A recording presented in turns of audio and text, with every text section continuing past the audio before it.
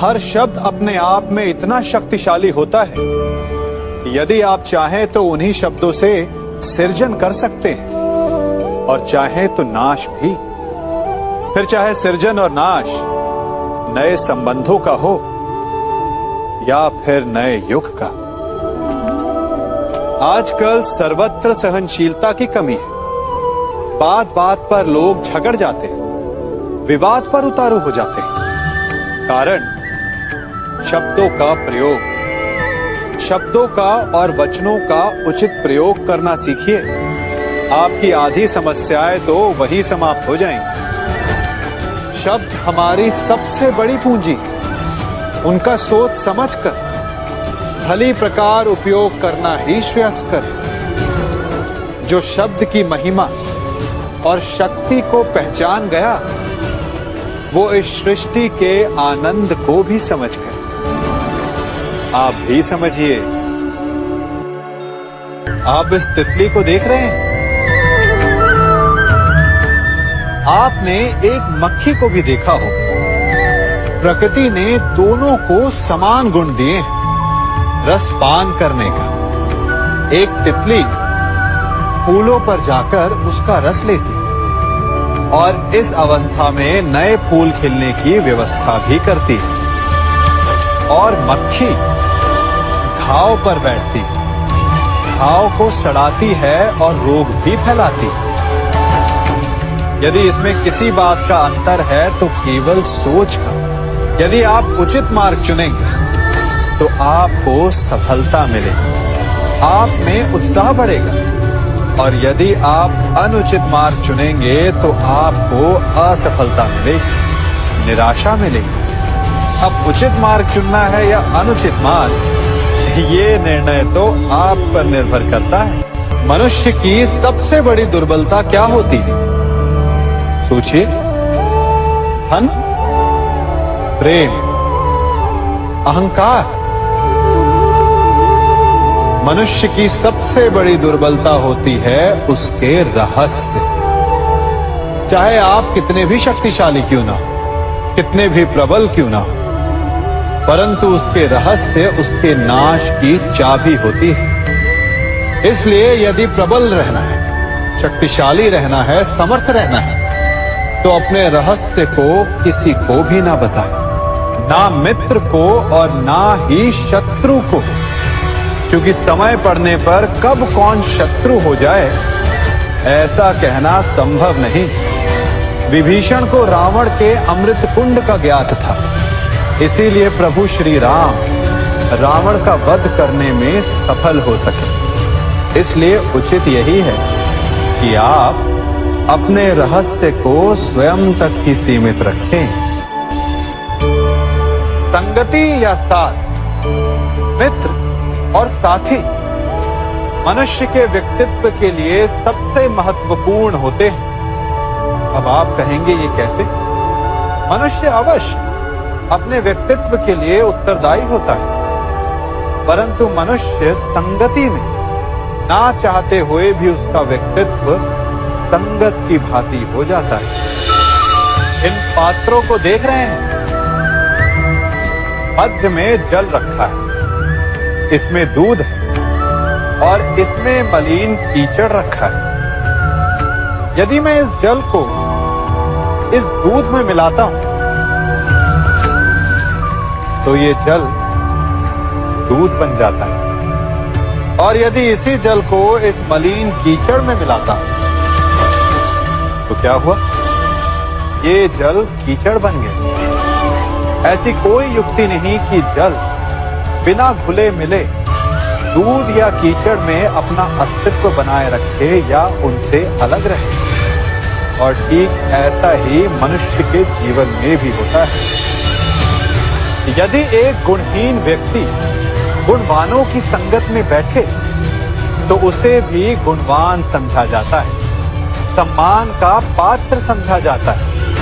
और यदि एक गुणवान व्यक्ति गुणहीनों की संगत में बैठे तो उसे भी तिरस्कार मिलता है।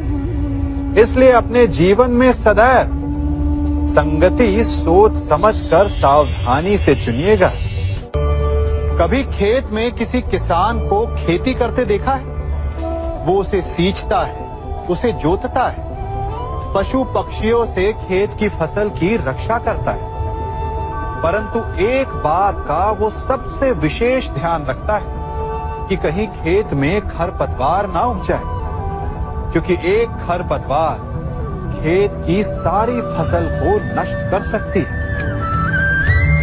ठीक उसी प्रकार यदि वंश की कोई संतान खोटी निकल जाती है तो वो समूचे वंश का सर्वनाश कर देती है। इसीलिए संतान के लालन पालन में विशेष ध्यान देना आवश्यक होता है, क्योंकि संतान वो फसल होती है जो वंश के आने वाले समय को महान बना सकती है या फिर वंश का पतन भी कर सकती है। मनुष्य भी बड़ा विचित्र प्राणी है। अपनों से नीचे के स्तर के लोगों को वो हे दृष्टि से देखता है, उनका उपहास उड़ाता है, उनसे बार बार कहता है कि तुम्हारा कुछ नहीं हो सकता, तुम भविष्य में कुछ नहीं कर पाओगे। जब मनुष्य के पास धन, संपत्ति, मान होता है तो वो दूसरों का आदर नहीं करता, परंतु वो एक बात भूल जाता है कि उससे भी अधिक शक्तिशाली कोई अस्तित्व में है, और वो है समय। काल काल अपना चक्र कब बदलेगा ये कोई नहीं जानता। समय अपनी करवट कब लेगा ये कोई नहीं जानता। कोयला भी समय के साथ साथ हीरे में परिवर्तित हो जाता है। इसलिए जीवन में कभी भी किसी का भी उपहास नहीं उड़ाना चाहिए। देख रहे हैं इसे? ये रेत है। कहा जाता है कि इसे आप मुट्ठी में बंद करके नहीं रख सकते। क्यों? क्या इसका स्वभाव ही ऐसा है, या हमारे हाथों में इतनी सक्षम शक्ति नहीं कि इसे मुट्ठी में बंद करके रख सके, या फिर इसका स्वरूप ही ऐसा है कि ये फिसल ही जाएगी। कदाचित इसीलिए कहा जाता है कि आप रेत को मुट्ठी में बंद करके नहीं रख सकते, परंतु मैं आपसे कहता हूं कि आप रेत को मुट्ठी में बंद करके रख सकते हैं।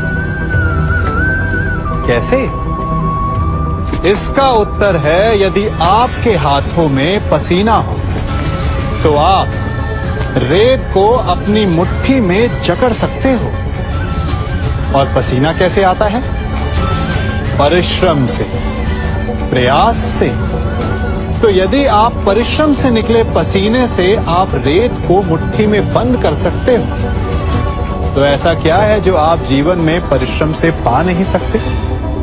मान, सम्मान, धन, संपत्ति, बल, ये सब परिश्रम की उत्पाद है। हम कौन हैं? हमारा अस्तित्व क्या है? हम क्या हैं और क्या बन सकते हैं? ये बड़ा विचित्र प्रश्न है, परंतु उतना ही महत्वपूर्ण। मनुष्य सदा अपने वर्तमान प्रारब्ध के लिए अपने अतीत को उत्तरदायी ठहराता है, अपने जन्म को, अपने परिवार को उत्तरदायी ठहराता है। परंतु तनिक सोचिए, एक कमल जो कीचड़ में खिलता है, वही कमल भगवान की मूरत पर शोभित होता है।